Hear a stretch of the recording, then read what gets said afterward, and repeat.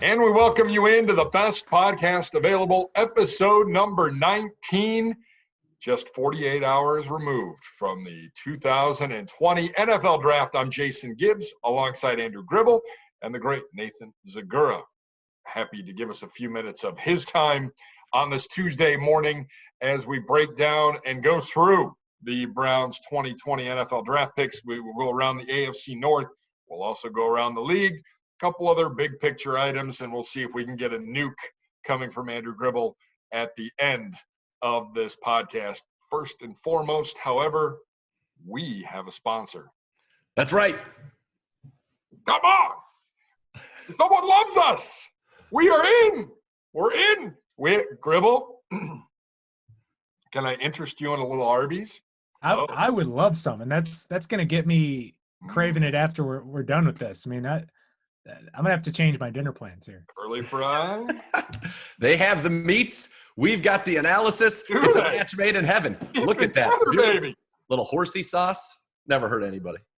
The Arby's sauce you can put on just about anything. It is spectacular. So we want to thank Arby's for coming along with us. And thanks for being a part of the best podcast available, post-draft editions. We're going to keep coming to you every Tuesday, every Thursday, because the boss has said we're going to come to you every Tuesday and every Thursday. We're going to continue the BPA rolling along. And first things first, guys, the 2020 NFL Draft is in the books. Just a quick thought from each of you, Gribbs. We'll start with you on what, in my opinion, was a very successful weekend for Andrew Berry, Kevin Stefanski, and company. Yeah, it's hard to convey this, but it just felt like there was a plan in place, and you stuck to the plan. And I think that the board couldn't have fallen better, in my opinion, for the Browns on that first day. You know, maybe some of us would have been excited by the Isaiah Simmons prospect there at number 10. But, yeah, it just felt like when you were watching the draft that the Browns had a plan in place, and it was a combination of the plan and the board really falling in their favor that made us kind of feel really good about the picks, not just in the first round, but into day 2 and into day 3 as well. But I don't think the first 10 picks could have gone any better for the Browns. You didn't have to make a move for the number 1 tackle on your board in JEDRICK Wills. And it turned out that the top 10 kind of unfolded like a lot of the mocks did. And it was almost a vindication of all the mock draftery that was going on before the draft. Yeah, no doubt. And I think you're exactly right. And the way that top 10 went couldn't have been better. And the Browns absolutely had a plan. Hey, that's one of the 3 Ps, right? It's the preparation, it's the plan and the process. And they had their plan. And I don't think this could have gone any better. We said it was our dream scenario. We didn't know anything. Okay, we were just talking about it. Obviously, it was just our opinions. But it also turned out that our dream scenario was the Browns' dream scenario. Wills and Delpit. That's what they wanted. That was their design when they went into day 1. Wills was their top target. That's who they wanted, period, end of story. They would even, I think, if they felt they had to, maybe moved up to make sure that they got him. And on day 2, when they went to bed on Thursday night, their target, day 2, was Grant Delpit. And for Grant Delpit to be there, and not only to be there at 41, but to be there at 44 so they could pick up an extra 5th-round pick, which they used on Nick Harris, the center from Washington, later on, basically for free, and still get Grant Delpit. I mean, that's all you could ask for. It was the dream scenario. They got the top 2 players they wanted, and the way that it laid out, it just so happened the top 2 players on their board were also at their top 2 positions of need relative to when they picked. And it was a dream scenario. I think they got 2 top 10 guys. That's how much I like Grant Delpit. I've been loving. I never envisioned this. I mean, I was almost beside myself. It was Jubilation City, as Dickie V would say, when the Browns were able to get Delpit in the 2nd round. And we didn't think that was going to be possible, and yet there it was. And when I did it on my mock last week on the BPA, Wills Delpit, that was a dream. I didn't think that was realistic. And now it's happened, and it's glorious. Yeah, it's not too shabby when you get a guy like JEDRICK Wills, who we'll talk about, also Grant Delpit. Before we get further into the draft, though, we do have some Browns news out on that came out yesterday as it pertains to 5th-year options. And Myles Garrett getting his 5th-year option picked up, no surprise. David NJOKU's option picked up as well by this football team. And, you go out, you make a splash in free agency at tight end, you make a splash in the draft at tight end, but now you have NJOKU as well. You have a loaded tight end room, Gribble, as we go into the 2020 NFL season. Yeah, and I think we got our first indication of where Andrew Berry was leaning toward David NJOKU on this radio show I've heard of, Cleveland Browns Daily, when he made an exclusive interview appearance where he talked about just they think highly of him and don't think 2019 was a reflection on him. So it's buying stock in David NJOKU after goes down because of injuries and other issues as his worst NFL season. So I think it's a vindication of maybe what Kevin Stefanski wants to do on offense, because you added Harrison Bryant to the mix in the 4th round, but also just what they think David NJOKU is. I think they think he is the guy who caught more than 50 passes for 600 yards in 2018. And I think that I would think the goal is to be what the Patriots were at their peak when they were using all the tight ends under the sun. And I think that would be Kevin Stefanski's dream scenario. And you've got now the guys in place to maybe pull that off. Listen, the fact of the matter is, as you mentioned, 2 years ago, this is a guy who had 58 catches, 639 yards, and 4 touchdowns. This is a guy who's 6'4", 260, runs like the wind, can jump out of the gym for those of us who like basketball. And so there aren't athletic profiles around like that a lot. Let's not forget, Andrew Berry was instrumental in that front office that picked him in the 1st round. And so what they're doing by picking up the 5th-year option, I don't think they went into this draft saying we have to get a tight end. In fact, I know that. The fact that Harrison Bryant was on the board in the 4th round, he was just too good for them to pass up, and so they brought him in. David NJOKU's absolutely in their plans. You pick up the 5th-year option. He was a late 1st-round pick, so it's not a huge financial commitment to him. And what you're doing is you're saying, we're going to give you 2 years because we believe in you, and we believe in our coaching staff. And Drew Petzing, we're going to get him in here, get you in this system, and we think it's going to bring the best out of you, but we're committed to you for 2 years, and we want to see how that plays out. And so I love that they picked up this 5th-year option. It was never a doubt in my mind that they would. Harrison Bryant, that was the one they could not believe that he was on the board. When I talked to AB after that draft and I talked to Coach Stefanski, said, what was the one thing, of course you like everybody you pick, but what's one you're both? Harrison Bryant, never thought he would be there, and it's a perfect offense. You bring him in. Austin Hooper told me on that working from home that, look, it takes a year or two for tight ends in this league, and now there's no rush on getting Harrison Bryant on the field. Of course you can, but now you've got 3 great guys, and we saw last year when David went out, our tight ends disappeared, gone. Now, if we have an injury, you're still able to deal with it, and I think it's a wonderful, wonderful thing. But this front office, and you're right, Gibbs, they are high on David NJOKU, and for good reason, and they believe he's going to get back on track in this offense. Yeah, some good news coming out of Berea with regards to these 5th-year options, just giving guys a chance to develop and continuing to let NJOKU develop. I mean, how young is he? How old is he right now? I'm sure there were some players drafted this weekend who were older than David NJOKU. Yeah, he's 24. Exactly. I mean, well, he will be 24. He's 23 currently. And he's been in the league 3 years already. That's my point. This is a young guy with a ton of talent. You don't get this athletic profile. Harrison Bryant doesn't have his athletic profile. So, of course, you're going to give him a chance. And with 2 years here, you're getting on the miles. You lock that in because you realize you're going to be in a serious negotiation for a long-term deal. And it just gives you a little bit more time to negotiate that all out.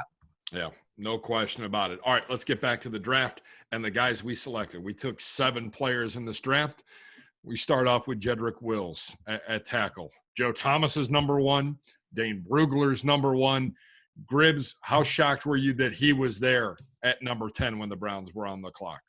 Well, it was just so weird to watch because I just kept waiting for this run on tackles, which, as we found out, that was all the pre-draft buzz. It was all baloney. I mean, like, come on. I mean, when the Dolphins posted when they drafted Tua Tagovailoa, they had like a 2,000-word story on their website. You know, they knew that they were taking this guy. Like, so I think that was the one pre-draft thing that was just nonsense. And I think that also the way that Tristan Wirfs fell in this draft was just another validation of maybe the combine isn't all it cracks up to be when it comes to offensive linemen, especially. But I think the key pick for me was Derek Brown at number 7 to Carolina. That's when I started to feel really good about the Browns' prospects of getting a guy like Wills. And it worked out so well to get someone who you believe was the best tackle in the draft and not have to give up anything for him. I mean, this is what we thought could happen, but I think a lot of us were starting to doubt it a couple weeks before the draft. Yeah, and it fell, like I said, perfectly. This is who they wanted. In their mind, it wasn't a group of 4 tackles. In their mind, it was Jedrick Wills, and they were able to get him. And I think that is why it went so well. You're right. Carolina was a pressure point because had Carolina taken Isaiah Simmons, I think Arizona maybe then goes offensive line. And now they could have gone Becton, obviously, but they could have gone Jedrick Wills as well, and then that would have changed everything. So once Brown went to Carolina, that was huge. We knew that number 9 was likely to be a receiver or a corner, whether it was drafted by the Jags or somebody trading up to get that corner, because Atlanta supposedly was interested in C.J. Henderson out of Florida. And then there we were, and we were rolling. And it was easy. The Thursday night was supposed to be go according to plan. They went through a bunch of simulations. Not many of them had Wills there, but in the one that counted, Wills was there, and now he's a Brown. Yeah, a fantastic gig for the Cleveland Browns at pick number 10. And we'll talk about the rest of the first round. But basically, the Browns were done. By 10 o'clock on Thursday night, it was over. Everybody was watching.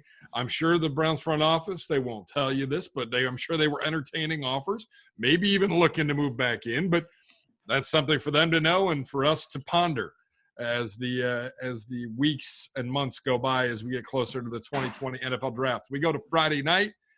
Grant Delpit. First and foremost, Browns were on the clock at 41. Somehow, Zegura, they move back 3 spots. They get a pick, and they get their best guy that they wanted in safety, Grant Delpit.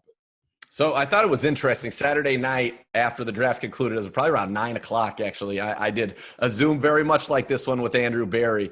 And he was telling us they had all these simulations and computer programs going that were telling them the percentages of if they traded back that Delpit would still be there because that's who they wanted. I mean, it was clear when the day started they wanted Delpit. I'm pretty sure they even considered at one point maybe talking about moving up to get Delpit. And in the end, they were able to move back and get Delpit. You know, the risk was somebody trading in that they hadn't foreseen to grab him, but it ended up not happening, and it worked out, couldn't have worked out better.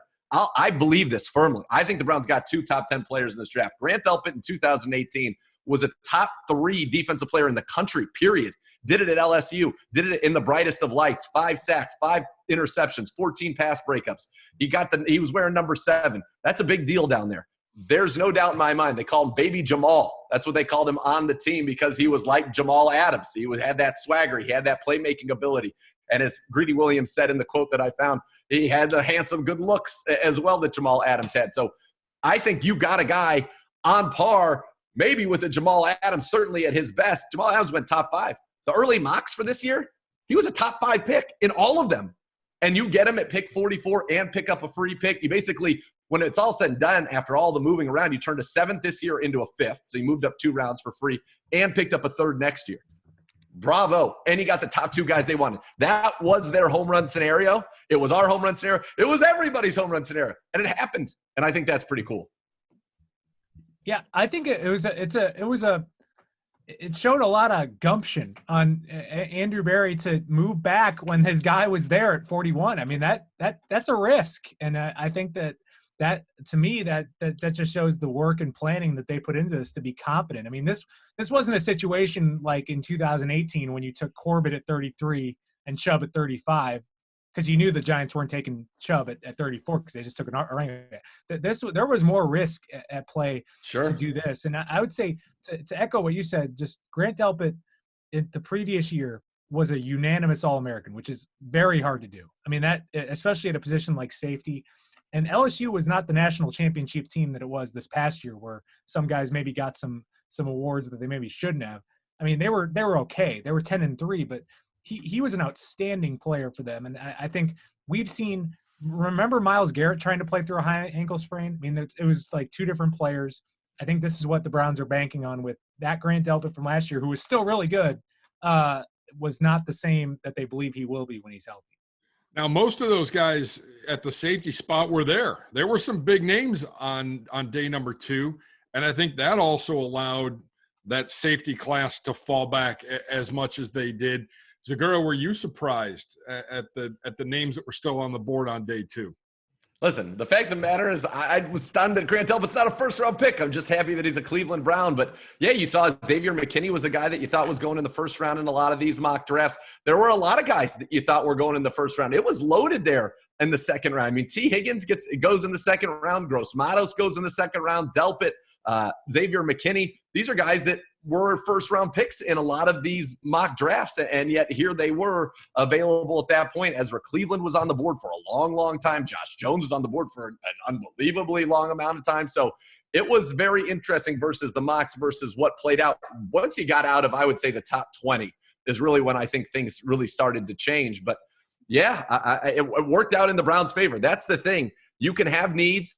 You can have the idea of who you want to fill those needs, and they did it. Basically, the top two needs on the team were tackle and safety. They did it back-to-back in that order. But you don't know who's going to fall to you and how the board's going to fall. But it couldn't have fallen any better for Andrew Berry, certainly on days 1 and 2, and I would even say into day 3 for what they were trying to accomplish. Do you think the Browns went into that draft being like, all right, the Patriots are taking this guy from Lenore-Ryan? I mean, like, that's just a lock. I mean, like, we don't have to worry about the Patriots scooping up Delpit. I mean, that just seemed like the most Patriots pick of all time. Yes.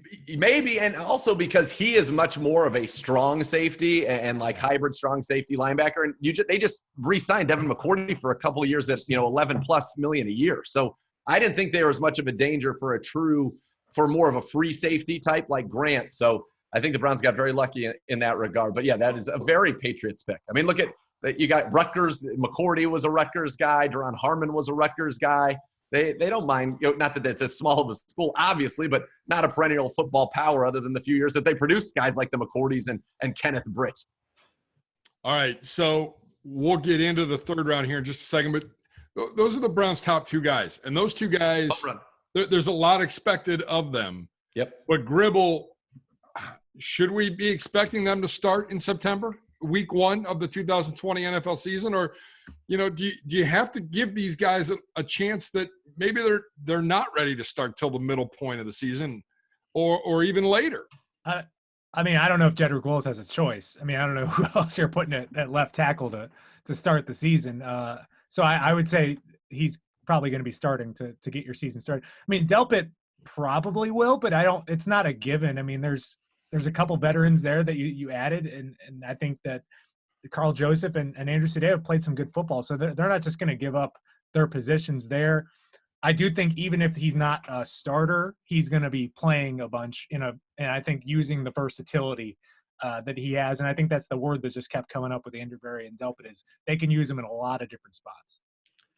Look, we don't know the impact truly this offseason is going to have on these rookies. So I think a lot's going to be on Jedrick Wills and Grant Delpit while they are in this virtual offseason to learn the techniques that they need to play in this offense or defense, respectively, to learn the playbook so that when they come in, they hit the ground running. If they do, they both will be starters in day 1, week 1. They're both that good. And I honestly think that we're going to reach a point early in this season where Grant Delpit becomes the vocal leader of this defense. That's just the way that he is wired. We don't really have that guy on defense on our roster anymore. You'd say the guys who are kind of the biggest quote-unquote leaders would have been, Schobert by example, Christian Kirksey kind of from the heart and soul standpoint, and Demarius Randall in a sense from his mouth, And now you're going to have a guy that's got the skills, the attitude. That's who he was at LSU. I don't think that's going to go away. I think he's going to be a leader from the second he gets here, and I think that he will start day 1. But it's nice to know you have Andrew Sendejo to play there if you need to. I mean, and think about this, folks. Think about this. Our starting DBs, assuming that Delpit starts week 1, 3 first-rounders and 2 second-rounders. Because you got Denzel, you got Kevin Johnson and Carl Joseph, all first-rounders, and Greedy and Grant Delpit, both second-rounders, both of whom, by the way, certainly have first-round talent. There is a lot of talent in that back end all of a sudden when we thought, whoa, what's going on back there? You're going to be starting nothing but 1s and 2s in that room. I think that's pretty impressive. All right, we move on to the third round, and we had not 1 but 2 guys, and we make our second trade of the draft. We were slated to go at pick number 74. We trade the 74th pick, and we trade the 7th round pick, which right there, I'm willing to take Andrew Berry out for steak dinner for like a month for trading the 7th round pick. Glorious. In exchange, they move back 14 spots to pick number 88. They also get a 2021 third round pick, pretty valuable commodity there. But they move back at pick number 88. They address the defense. Again, Jordan Elliott, the defensive tackle out of Missouri. Also Jacob Phillips then at pick number 97 in a pick that they'd gotten from Houston. The 6'3", 228-pound linebacker from LSU. So Jordan Elliott and Jacob Phillips in an all-defensive day 2 heist for the Cleveland Browns. Gribbs, your takeaways from what they did on day number 2. Well, I think outside of the pick of Delpit, I think the trade back in the 3rd round was maybe the best decision they made in that day 2, because I think if you're a smart team, I think going into the draft, you know that there's nothing that comes at a better price than a 3rd round, than future draft picks, the future assets. I mean, we thought it was a steal when the Browns traded a very capable and good running back in Duke Johnson that got a 3rd round pick. The Browns just had to move back 14 spots and part with a very late 7th round pick to get a 3rd round pick in the 2020 draft. That's a huge trade. And I think it was maybe a validation of maybe where they saw the board playing out at that spot as well, where they could afford to make a move back. And I also think that move back is maybe where this team is at in thinking about its linebacker room as of now. You used the pick on Jacob Phillips at the end of the 3rd round, but there was an opportunity there to get Zach Bond, and the Saints came up and traded him. I think that this team thinks highly of its linebacker room, maybe more than people expect, and they're maybe just letting this plan play out. Be like, hey, you used 2 draft picks on linebackers last year. These guys, let's give it some time and let's see what they can do.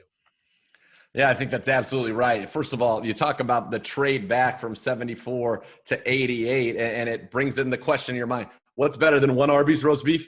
2 Arby's roast beef. And the question is, what's better than 1 3rd rounder? How about 2 of them? There you go, Gibbs. And so they were able to move back, and Paul DePodesta basically said the guy that they would have taken at 74 was Jordan Elliott. And then sure enough, they thought if he wasn't there, they could get somebody obviously that they felt comfortable with. But sure enough, he still was there for them at 88. And so again, they get their guy, they move back, they pick up an asset. And Elliott, when you watch his highlights, is incredibly impressive. Closing speed, got to wear number 1 that last year at Missouri. He can get to the quarterback. He can be a disruptor in the middle. They love his quickness off the ball. And one thing that was said multiple times in the press conferences and then in the interviews I conducted afterwards was, we can't wait for Chris Kiffin to get his hands on this kid. Because you think about what Chris Kiffin did, pass rush specialist with the Niners front last year, and now he's going to get this great piece of clay to work with in Jordan Elliott. And they think that they have somebody that can be special. And not only that, while defensive tackle didn't jump out as a huge need because you got Richardson and Ogunjobi and you brought in Billings, we all saw what happened as the year went on last year, and we all saw who was on the field for the Cleveland Browns. Now this guy comes in as your 4th defensive tackle, and you've got Larry in the last year of his deal. We know Sheldon's a veteran. Billings comes in on a short deal. So you needed somebody else in there, and I think this is one where they thought, we got somebody who's very good, who's a pass rusher, and that's something that you're looking for. Had one of the highest grades of any interior defensive lineman the last couple of years per Pro Football Focus. So I think they were looking for a very specific skill set, and they got it in Elliott. All right, so that was the end of day 2. We move on to day number 3. 1 pick in the 4th, 1 in the 5th, and 1 in the 6th. If only they could all be that way on day 3 of the NFL draft, year in and year out. The Browns get right to work, though, in the 4th round. At pick number 115, there had been a lot of talk. I know, Nathan, we had talked about it on the draft show Friday night as we were getting ready to wrap up and go to bed. And then on Saturday morning when you woke up, is this where the Browns maybe go after a wide receiver? Or, you know, what else is out there right now? Linebacker and corner, or a pass rusher or edge rusher. They go get a tight end, and they get one of the better ones in Harrison Bryant, the tight end out of Florida Atlantic. And Nathan, here's a guy that he just makes plays and a big body, and we touched on it earlier, that's going to help this tight end room. Look, good route runner. Lance Zierlein gave him the pro comp of George Kittle, which certainly we would take anything near what Kittle has done for the 49ers. But this kid had over 1,000 yards receiving. That hasn't happened for a tight end since 2013. He won the Mackey Award as the best tight end in the nation. And it's the first time it's ever happened with a tight end not in a Power 5 conference. So he knows this outside zone scheme. He is a good and willing blocker. Ran a lot of the outside zone, was their base run there under Lane Kiffin. So he comes in, and this was a situation where I don't think they were looking for a tight end per se, but he being on the board, they couldn't believe it. They said, we got to get him. We'll bring him into our program and go that way. I do think receiver, slot corner, center, obviously a center for the future was something that they were looking at, but this was, they thought, too good to be true. And I just want to go real quickly on Phillips and echo something Gribble said. I think they like what we have in our linebacker room, but they wanted something specific. Again, they were looking for specific traits with these guys. Phillips, long, lean, fast, rangy, tough. and they like his length in space. And I think that's why they were so drawn to him. And then you get a guy, because he's going to be the one who's going to have to cover the guys like the Harrison Bryants, or in our division's case, like the Mark Andrews, etc. So that's what they were looking for there. But Bryant, 6 for 79 against Ohio State, and stood out as a guy that belonged on that field. And I think he said that was a big game for him. But I love that pick. And I know the Browns were thrilled about it, and I know other teams in our division were not thrilled about it. Gribbs, when you take a look then at the Browns pick in pick number 5, 160 overall. Freebie. Brown draft maybe their center of the future in Nick Harris, 6'1", 293 out of Washington. And the more that I know, the more that I read on him and the more I see about him, the more impressed I am. And here's a guy that, might take a little bit of developing, but not only can he play center, he can also play guard as well.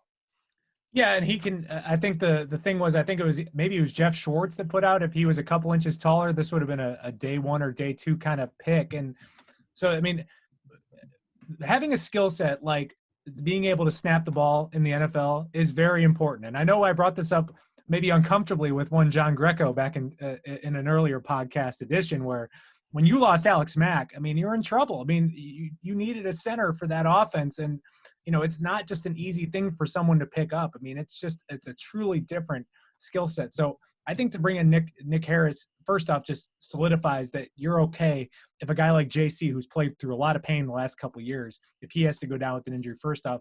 And then he does have the versatility. So I think if he can play guard, you're going to bring him up on game day. And you've had the expanded rosters now where you can have more offensive linemen on your game day roster.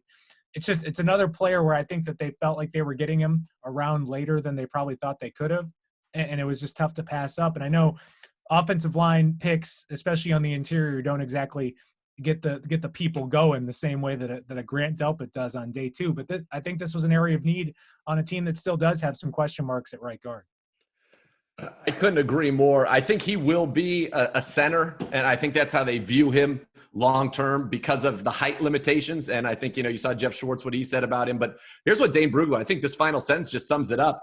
He will be overlooked because he lacks ideal NFL measurables, but he has a terrific blend of smarts, technique, and agility with a competitive playing temperament, displaying starter-level traits in a zone blocking scheme. And Brugler had a 3rd-round grade on him. This kid is natural in his movement, his ability to get to the second level, get those double-team blocks, which is that's what you need to do as a center. That's why Alex Mack was so successful in the scheme. His movement skills were rare. This kid has them. He doesn't have that height, and that's why he fell. But this kid, when you watch him, and you watch him in pass protection, 900 pass blocking snaps as a center at Washington, 2 sacks allowed. He is strong. He's low. They say low man wins. He is low. He's got that leverage, but it's the movement skills that really attract the Browns. And they feel like, to your point, Gribbs, they got a guy later than he should have gone, but a guy that is also specific to their scheme. That's where his strengths line up. And I think you go back to the plan comment you made at the beginning. They know they're going to be here for a while. We are working on building an identity, knowing that we are an outside zone football team. We're bringing in guys that fit that. We know what we're going to be on defense under Joe Woods. We're bringing in guys that fit that because they are building something that has an identity, that has a plan. It's not, oh, let's just get this or that or whatever, willy-nilly. They know exactly what they're looking for. They did it in free agency, they did it in the draft, and I don't think it's a surprise at all. Yeah, no, a good pick, a great pick by the Browns. I think the thing that impressed me the most was it's very rare you see a team promote someone in their redshirt year and strip them of the redshirt title that's not replacing someone that's hurt. He flat out proved to everybody on that Washington staff he belonged from day one. I don't want to be a redshirt. I'm better than these guys. I'm going to force you to play me. And I think there's something to be said about the work ethic and the type of player that he is. Especially at a position he wasn't supposed to play. I mean, he was there aren't many guys who get recruited as centers. They usually get converted into centers, but he was a center recruit. Yep. That shows he's been doing this for a while. All right, our final pick number 6 from the Arizona Cardinals. Yeah, the only guy that might rival Grant Delpit in terms of a Zegura enthusiasm, it would be Donovan Peoples-Jones. The Browns go get a wide receiver from the University of Michigan, a guy that I think a lot of people thought might go a little bit higher than he went, but a guy that is going to help this team, not only from an offensive standpoint, but clearly in the calls with the media after he got picked, he's going to help on special teams. Z. There's no doubt. And yes, I was excited. I'm not going to say we got 3 guys in the top 10 in this draft, but we got somebody from an athletic standpoint that's probably one of the top 10 athletes in this draft. I mean, you go back coming out of high school, he was the #1 wide receiver in the country. 5-star of 5 stars, had offers from everywhere. Ended up going to Michigan because that's where his father went, and he wants to be an orthopedic surgeon like his father when his playing days are done. So this is a smart young man, but 6'2", 215, runs a 4.4 40, 44-inch vertical, over an 11-foot broad jump. I mean, you talk about just an athletic profile. He had it all. Urban Meyer said he was the best receiver he's ever seen in high school. It did not manifest itself into production at Michigan, and there are probably a variety of reasons for that. Some would be the quarterback. Some could be the system. Some could be of Donovan Peoples-Jones's own doing. But he's here now in a 6th-round pick where there is literally no downside whatsoever. There is only upside. And you have an opportunity with this kid because he's going to be unlike, from an athletic profile standpoint, anybody in our wide receiver room. And really, he's unlike most receivers in the NFL. That's how elite he is from that standpoint. So if he's willing to put in the work and learn, and he's got 2 veterans in Odell Beckham and Jarvis Landry who have done more with less, even though Odell's an unbelievable athlete in his own right. But he can learn a lot about route running. He can learn a lot about setting DBs up. He can learn a lot about work ethic from those guys. And he's going to have Chad O'Shea there as the coach. If they, again, you talk about good pieces of clay, this is as good as it gets. This is, you would build him. This is central casting. What should a stud #1 receiver look like? Donovan Peoples-Jones is the answer. Now it's going to be on him to put in the work and the coaching to get the best out of him. And if that happens, the Browns will have a huge steal. At the very least, you mentioned it, took 2 punts to the house there, was a freshman All-American for his punt returning. JoJo Natson's going to have a little competition in that regard now. But you have a guy that can contribute on special teams, and I'm sure they're going to train him. Preef's going to get his hands on him and say, you're going to be running down the field using that speed and that size, and you're going to be making plays for us, and then you can earn your way onto the field as a receiver. Gribs?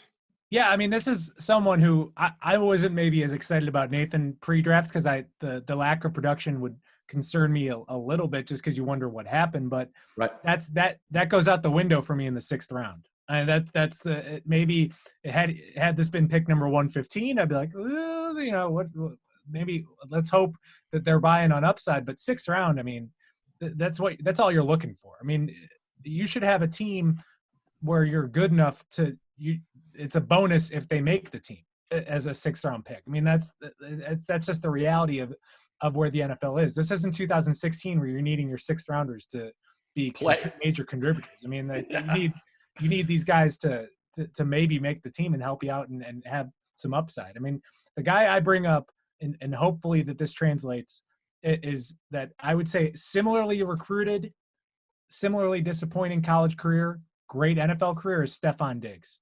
That he was a huge, big-time recruit. Maybe not on the level of Donovan Peoples-Jones, but he had Alabama offers. He had all these offers to go every school. Went to Maryland, similarly non-eventful offense like Michigan has, and I think that hurt. And he just didn't perform all that well, and I think he fell to the 5th round. Same thing with Donovan Peoples-Jones. I mean, Michigan's offense, it stunk, and it was tough to watch. And I think that played a part in it. But also he's got something to prove. And use those traits that made him such a good high school recruit, because these recruiting services don't miss often. Most of these 5-star recruits become NFL players, and no matter what. And I think that he's got the skill sets to do it. Now he just has to prove. All right, let's take a look now. That's the Browns recruiting class, draft class. 7 guys. 5 stars all around. 5 stars. 5. Indeed. All the way around. That's your Browns draft class. It went really well. It also went really well for the other 3 teams in the AFC North division. The Ravens, outstanding job. They got some big-time players in later rounds, in addition to a first-round guy that just fell to them. The Bengals did very well for themselves, picking #1 in every single round of the draft, not trading out of that first #1 pick. And then the Steelers did well, but they still didn't find anybody to back up Big Ben. So I think the focus is on the Ravens and the Steelers, both of whom significantly upgraded themselves, Gribs. Yeah, I mean, first off, I'll just say the Bengals had an incredible draft. I mean, and that it's just because they just sat. I want to know what who's the last team with the #1 pick to just sit and pick first in every single round. I can bring that up while you talk. I mean, so they just went across. They hit a bunch of areas of need, and I think they've got 3 starters at least in their first 3 picks, maybe even 4 based on their needs. But I think they had a great draft. Steelers draft was kind of meh, but when you think about their first round pick was Minkah Fitzpatrick, then it all works out. I didn't love their fourth. I didn't love them adding another running back in the 4th round. Like they've got a lot of running backs on that team. But the Ravens just had the most prototypical Ravens draft, just drafting guys that you're like, that guy's going to be tough in game. Like Patrick Queen's just going to be someone we're not happy with on Sundays. Like J.K. Dobbins, like why do they even need that guy on their team? And there was just so many of those guys that the Ravens picked, but that's the division we're in, and that's life. I mean, nothing's going to just be handed to you. This isn't the AFC East. This is going to be a tough division no matter what. No doubt about it. And the Ravens, in this draft had 4 third-round picks. They had a 2nd, a 1st. You get Queen, you get Dobbins, you get Matabuke, an exciting interior defensive line prospect. They just always reload, and that's what they did here. They needed a middle linebacker. They end up getting Patrick Queen. Do they need really another running back? They have Ingram there, but they end up getting J.K. Dobbins, who is going to thrive for years because Ingram does have some tread on his tires. And Devin DuVernay with his 4.3 speed, another burner for that wide receiver room, a guy who caught everything at Texas and can make plays. Malik Harrison, well-known here, and on and on. Ben Bredesen, even from Michigan, who was a very, very good guard, as they need to try to get somebody to replace Marshall Yanda. They did a great job. You're right. I think the Bengals hit a home run. The Steelers, it's going to be more interesting. I think they got some interesting guys. I don't know what Chase Claypool's going to be in the NFL. Yeah. Is he a receiver? Are they going to use him as kind of a move tight end and somebody who can just stretch the seam because he's 6'4", runs a 4.4 40? Maybe that's what they do with him. But I found of the 4 drafts, I would put them at the bottom. Again, you factor in Minkah Fitzpatrick, just like last year would say, well, our first-round pick was Odell Beckham. That makes it look a lot better. But I think it was kind of symbolic of the division right now. The Ravens are the cream of the crop. They had a cream of the crop draft. The Bengals are the team that I think will be the most improved. They had a great draft. We had, I thought, a great draft as well. And the Steelers, you have some questions, just like you have some questions right now, I think, a little bit about their long-term, viability in this post-Ben era. And I will say the best thing that could have come out of the weekend outside of the draft was that JAMEIS shunned them to go to the Saints. So they don't really have that other plan. And I love that. And we will get to that. Here, I'm hoping for a Gribble little nugget there, hoping to poke the bear. ESPN stats and info. The Bengals made the first pick in every round of this year's draft, marking the 3rd time the Bengals have done it. 2003 and 94. No other NFL team has done that even That's once awesome. in the common draft era since 1967. That's awesome. Perfect. Yeah, a very Bengal thing to do. No question. So the AFC North gets a little bit better. We'll wait and see how it all shakes out on the field. I'd say watch out for the Bengals. Like they're going to be right back into like 7 or 8 win territory. Yes. I mean they were not as bad as their record indicated last year, and now they've got some. I mean, their wide receiver room is arguably the best in the division. Yeah. Now they have some really, really good players, and they are going to be a handful for sure. All right, let's take a look at the entire NFL draft, get a couple quick thoughts from you guys on this. Your best pick from the draft that wasn't Browns related. I can't say Grant Delpit? Jeez, Louise. You may not. You have to come up with something else on this podcast other than Grant Delpit. All right. Gribbs? I'm going with the last pick of the first day. Clyde Edwards-Helaire is going to be a beast for the Chiefs. I mean, it's like the most perfect marriage of player and team. I mean, like, can he be a top 5 fantasy running back? Are we scouting out this soon? I think he might. Yes. In the fantasy rookie drafts, he is the #1 pick for me, without a doubt. Andy Reid's already said he's better than Brian Westbrook, which is, by the way, a great disgrace to say something so prematurely about a legend like Brian Westbrook. But yes, he is going to be insane. That, by the way, would have been my answer. That was the one that I had pegged. So I'll go a different direction. And I'll go with, I think CeeDee Lamb going to the Cowboys at that point. I thought he was the best receiver in the draft. And I think that's just a steal for them to get him that late, which I thought was a really good one. Patrick Queen would be another. If you go into the second round, which I think that's where things got a little bit interesting, but after us, I love this, the 2 picks, right? Antoine Winfield Jr., KJ Hamler, and then you go down and you get Jeremy Chin, who a lot of people talked about as the last pick of the second round. I think there are going to be some pretty good players coming out of the second round when it's done. But Clyde Edwards-Helaire, you couldn't even make that up that he gets to go to the Chiefs. What did the Chiefs need? Another weapon. It isn't fair. All right, worst pick in the draft. Zegura, we'll start with you. Well, it really, I'm going to give you multiple because I like to overachieve. But what's going to be great about this, or you're going to love it, is that they're all Green Bay Packers picks. Jordan Love and A.J. Dillon back-to-back are probably the 2 worst first 2 picks I could have ever imagined in my life. I don't know what their problem is with people named Aaron, but the disrespect that they continue to show Aaron Jones there for everything that guy does as a running back, to get a guy who is just basically, is he a fullback? He's 250. He's a plotter, and they have Aaron Jones. Oh, and then instead of drafting somebody in a historic wide receiver draft when you are desperate for wide receiver talent, let's not give Aaron Rodgers a receiver. That'd be silly. Why don't we draft another quarterback? Unbelievable. I thought their draft was mind-boggling. Gribbs. I mean, you took my answer, but I'll audible on the fly here, and I think the Falcons taking a cornerback at number 16 when they had the opportunity to put a wide receiving core of Calvin Ridley, CeeDee Lamb, and Julio Jones. I get that the Falcons wanted cornerbacks. Were they that strapped that they had to have a cornerback in this draft? Like I didn't understand that at all. I mean, they had the opportunity for something really, really special there, and I didn't get that. I thought that was drafting for need way over drafting for best player out there. Yep. All right. Which quarterback plays first? Jordan Love, Jalen Hurts, or Jake Fromm? Gribbs, we'll start with you.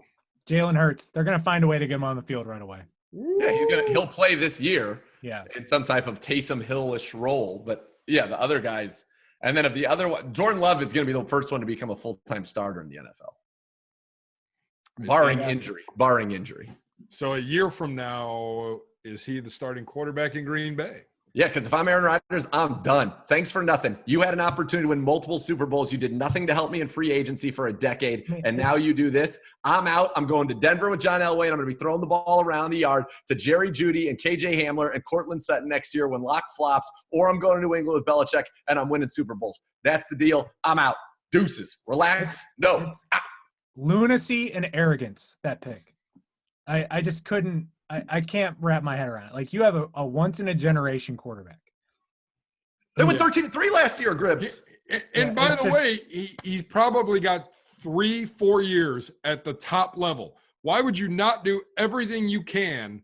Forget about the future. Points. They never have. The last time they drafted a skill position player in the first round, and we'll count Jordan Love, was Rodgers in 2005. Like, that's crazy to me. You know what? They could have gotten him probably with their second pick. That's amazing. It really. I'm not going on a limb by saying that. I think they could have maybe gotten him in the second round at some point. I mean, Fromm drops all the way to the 5th. I don't know what the Bills were doing, because you've got Allen, who was one type of quarterback, and Fromm is the exact opposite, really. So I don't know what they're doing there. The Jets taking Florida International's James Morgan. By the way, their 10th quarterback in the past 15 years that they've drafted, the most by any team. Don't believe he was at the combine either. Yeah. By the way, interesting note as I was doing my homework for today, FIU had 2 players drafted. Florida State, 1. Wow. Talk about a team falling on some hard times, Daddy. Wow. A record 13 wide receivers going rounds 1 and 2, 36 overall. 14 players from LSU. 23 combined from LSU and Alabama. Ohio State and Michigan, each with 10 guys. Question for you both. Would you rather be Mr. Irrelevant or be the top undrafted free agent? Gribble. Oh, it's an easy decision now. It's the top undrafted free agent. I mean, I think I've seen some information out there that Mr. Relevant lost money by getting drafted. Yes, I would concur. Yeah, and you get to pick where you're going, and you're going to have a recruitment process, and you're going to get paid. And yes, absolutely, top undrafted free agent. Gibbs, here's one more stat for you. Larry Ogunjobi's Charlotte 49ers. he was the first draft pick ever from there. They had more picks in this year's draft than NC State or Duke, and just as many as UNC, Wake Forest, and App State. Wow. Good for you, Larry. Good for that program. That program's on the up and coming, as they say. Miscellaneous stuff as we close out today's best podcast available, presented by our good friends at Arby's. I do have to get a word from each of you. Jameis Winston is a New Orleans Saint. Gribbs, it's a good day because he's not a Pittsburgh Steeler. But Jameis with a big one-year signing right after the draft ended, mind you. I mean, I was told he was, the best, one of the better quarterbacks in the league. I mean, I guess that maybe I was told on this podcast. And That's right. It's the fantasy footballization of NFL coverage on how Jameis Winston was covered last year. Let me tell you something, Gribbs. I'm going to save this clip because what he did, this is brilliant by both Jameis Winston, who has humbled himself, and it's brilliant by the Saints because if Jameis Winston, there are no physical issues right now with Jameis. Last year, obviously, there may have been some decision-making issues. And so he's going to go for a year and spend time with arguably one of the greatest decision makers ever as a quarterback and learn everything about Drew Brees, about his process. Does that make him Drew Brees? No. But Teddy Bridgewater said the year that he spent there, the 2 years he spent there, were invaluable to him in his development as a quarterback. And so you take that 26-year-old who's got all the tools. The guy threw for 5,000 yards in the NFL, over 30 touchdowns. Yes, 30 interceptions, well aware. But you give that guy a year to just say, look, you're taking a step back, and we're going to teach you about how to be a quarterback, how to think like a quarterback at a level that he clearly has not gotten before or hasn't resonated. And if it does resonate, they're going to go from Drew Brees to Jameis Winston, a former number 1 overall pick for a decade, in a dome where he can sling it around with offensive geniuses. And I think it's a win-win for him, and I think it's a big statement by him. He turned down more money elsewhere, including the Steelers, to say, I want to go here, and I need to become a better quarterback, and this is my best path for doing it. And by the way, could lead to him being in that division, beating the Bucs for a decade, and I think that had a little bit of appeal to it as well. It's so interesting that 2015 draft class, it's like the 1 and 2 quarterbacks obviously have not panned out, but they haven't flamed out just yet. They're just kind of withering away. Like they're now both backups, which usually you see them just completely bust out of the NFL. I mean, it goes one way there. Now they're just kind of hovering around, and it'll be interesting to see who redeems their career first. I mean, I think Mariota's got a better shot of starting games this year. But if Brees can stay, if Brees stays healthy, obviously, yeah. I will concede if I'm buying stock in one of them long term, I'm buying in Jameis just because the traits are there. I just think interceptions matter. It's just a lot of interceptions that clearly no team wanted him to be their starter this year. Let me tell you this, and I'll come back here and say it next year on the BPA. If they don't sign him to a long-term deal after this year, then I think he's toast. But if they like him, you're going to know it. And I do think this is Brees' probably last rodeo, and there'd be no better way if he knows that Jameis is good to leave them in those hands. And they'll know. They'll know from being around him in the building and how he improves and what he shows. They'll know. His biggest skill set, though, is leadership, and I wonder what's going to happen to him personality-wise as a backup quarterback. That's going to be a big adjustment for him. He is the ultimate alpha. And I think he's been humbled, right? Don't you think? I mean, you would hope, right? If that's what you're banking on to take this deal, he had a better chance of coming in and being better than Roethlisberger coming back off of that surgery than he does of going in there and being better than Drew Brees in that offense, in that system. And right. I think he's humbled himself. We'll see. Where do the following quarterbacks end up? This is real quick because we've had a monsterly long podcast. Where do the following QBs end up? Overstuffed like an Arby's roast beef sandwich. Come on. Beef and cheddar. Cam Newton, where is he playing in 2020? Anybody? Anybody have a pick, a guess? I mean, it should be New England. And what are they doing up there? Are they both the answer for him and Andy Dalton should both be New England? But I don't know if either are going to happen. The Jags aren't interested, and the Chargers got Herbert. So where else is there? What about the Seattle Seahawks? As a backup to Russ? Yeah. I don't know that Cam is ready to be a backup. I think he might not play. I think he would rather not play. Ready for a backup role. I think he'd rather not play. I would still not rule out the Chargers. All right. I think, and I agree with Nathan. I think Andy Dalton is. Patriots have got to get him. I don't understand what they're doing. The fact that the Bears gave up assets and money, a ton of money to Nick Foles when they could have just signed Cam Newton will boggle my mind till the end of time. Because that seemed like a fit that was a match made in heaven. Yeah. All right, gentlemen. It's been a pleasure. Zegura, thank you for your time this week. You're back next week. Compensate me with some Arby's. Oh, don't you worry. I'm going to go partake here as soon as we wrap up. I bet you will. On the podcast. Yeah. Would you expect anything less? No. Coming up real quick, Nathan, more wins next year. Andy Dalton as Patriots QB or Tom Brady? Oh. Tom Brady. I feel like we're out of our mind. Your hate for Denver, your hate for the Bucs is nuts to me. It's nuts. I'm going to have a Taco Bell a palace, a fortune. Yeah, indeed. All right. Hold on. If Dalton goes there, is this a second official wager? If Dalton goes to the Patriots versus straight up total quarterback wins. There you go. Health matters? You're saying, or yes. Okay. All right, fine. All right. Gentlemen. Now you're nervous. Yeah.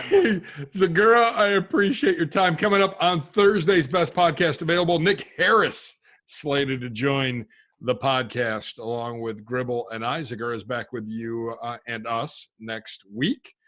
Make sure you log on to clevelandbrowns.com or wherever you get your podcast. Like and subscribe today to the Best Podcast available.